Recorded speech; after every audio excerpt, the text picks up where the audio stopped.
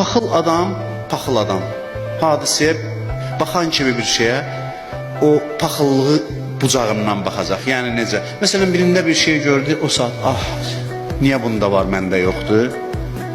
Görür, diqqət hara getdi. Bu diqqət o paxıllığın göstəricisidir. Özünü təftiş edə bilər. Niyə mən kimdə nəsə görən kimi o saat deyirəm ki, onda olmasın, məndə olsun? Bu hadisəni mən görəndə 100 dənə şey ağlıma gələ bilərdi. 100 dənə şey düşünə bilərdim. Məqampərəst bir baxış, bir cür baxır. Hadisəyə baxanda fikri bir yerə gedir. Paxıl bir cür, xəsis bir cür. Bizim hər bir hadisəyə baxdığımız zaman fikrimiz hara gedirsə orada stop verək, deyək ki, bax, bu mənim göstəricimdir. Niyə mən bu tərəfini gördüm? Niyə bu tərəfə baxdım? Adam var dolu tərəfi görür, adam var boş tərəfi görür. O stakanı götürəsən, bu psixologiyada bir mövzudur. Stakanı qoyur, bəzi adam yarısı boşdur, bəzi yarısı doludur.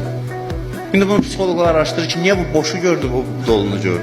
Eyni stakana baxır, niyə bunun diqqəti boş tərəfinə cəm oldu, niyə digərinin diqqəti dolu tərəfinə?